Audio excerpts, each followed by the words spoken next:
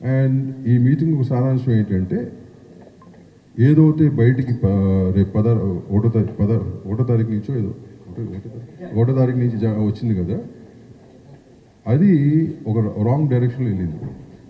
చర్చలు జరగకపోతే అటువంటి డిసిషన్ తీసుకోవాల్సి వస్తున్నది ఒరిజినల్ వర్షను, కానీ ఒకటో తారీఖు మూసేస్తాం అనే వర్షన్ బయటికి వెళ్ళింది. అది చాలామంది ఇండివిజువల్గా మీ అందరూ కూడా క్లారిటీ ఇవ్వడం జరిగిన తర్వాత. సో ఇవాళ ఏంటంటే అది మూసేయటం అనేది లేదు.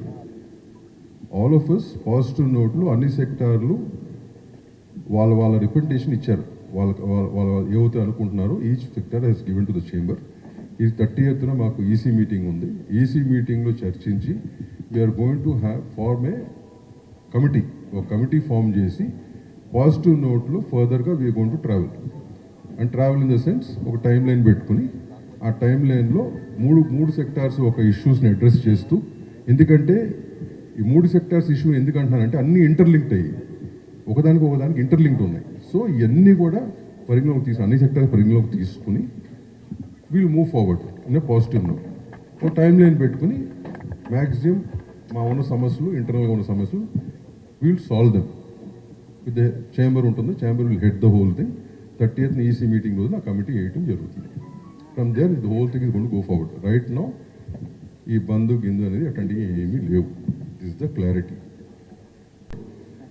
అండ్ ఈ మీటింగ్ సారాంశం ఏంటంటే ఏదైతే బయటికి రేపు ఒకటో తారీఖు నుంచో ఏదో ఒకటో తారీఖు నుంచి వచ్చింది కదా, అది ఒక రాంగ్ డైరెక్షన్లో వెళ్ళింది.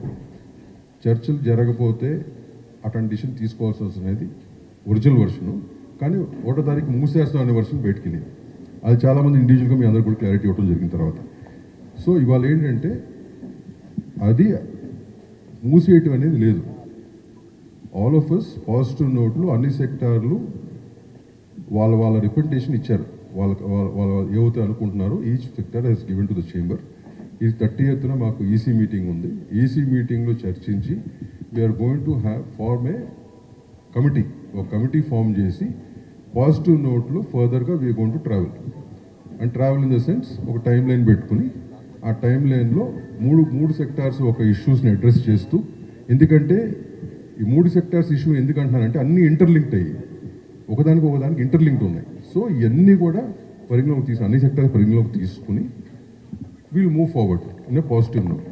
ఒక టైం లైన్ పెట్టుకుని మ్యాక్సిమం మా ఉన్న సమస్యలు, ఇంటర్నల్గా ఉన్న సమస్యలు we'll solve them with the chamber ఉంటుంది. Chamber will head the whole thing. 30th EC meeting రోజున ఆ కమిటీ వేయటం జరుగుతుంది. From there the whole thing is going to go forward. Right now ఈ బంధు గిందు అనేది అట్లాంటివి ఏమీ లేవు. This the clarity.